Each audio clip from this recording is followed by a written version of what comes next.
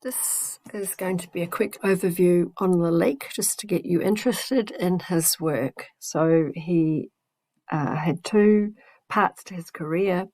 His first part was as an Art Nouveau jeweller. So we're going to look at one main work, and I'll show you some others for interest. And then the second part of his career, he was an Art Deco glassmaker and designer. So a really interesting person with a long career. This is the Dragonfly Woman, and this is a brooch, or what was called a corsage, so something that was worn on the front of the woman, attached to clothing, with a pin at the back to hold it in place. It's an incredible piece of work.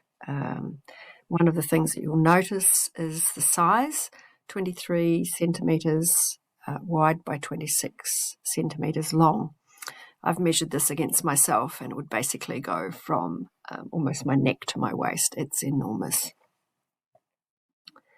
You're thinking, how could you possibly wear something that's that large? So one of the things about this is that there's lots of little hinges. So the dragonfly wings hinge, and the tail here of the dragonfly is also hinged, so it will move. It was designed and commissioned for a really rich woman. Her husband commissioned this. She wore it once, and now lives in a museum. So it wasn't practical, but is an astounding piece of jewellery. This broke all of the conventions about jewellery at the time. It would be an absolutely remarkable piece. You can see that it's called Dragonfly Woman because the main shape, the dragonfly wings and the dragonfly body, but then we also see that there's the bust and head of a female. And then we've got Griffin Claws. So Griffin is a sort of mythical creature, and so this is a chimera, which is where you combine more than one type of animal together.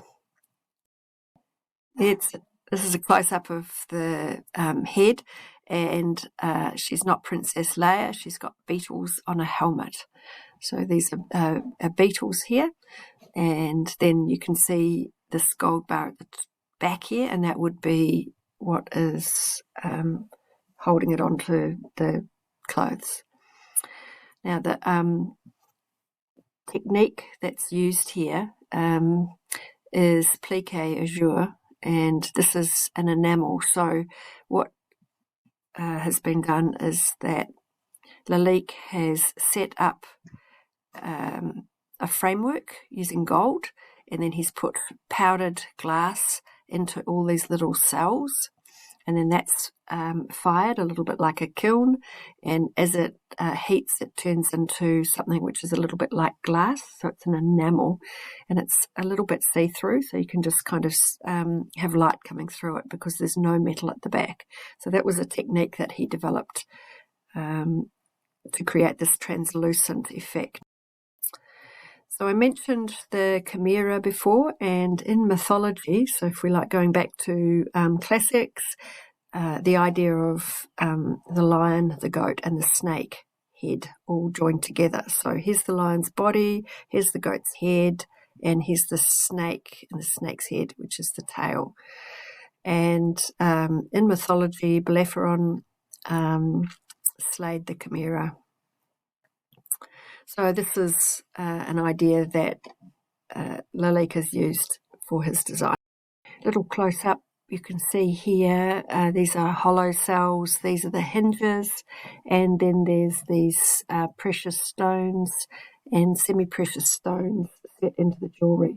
So jewellery at this stage tended to rely very much on using really precious stones, diamonds and gold and so on, and Lalique looked at all sorts of other techniques and used non-conventional materials. This is the Corsage in the museum. So this is the Gulbenkian Museum, and Calouste Michael Benkian set up this museum. He was the one who commissioned this. So you can just get a sense here of the scale of this and the way that it would sit on the person wearing it. Most Art Nouveau designs were based on things which came from nature.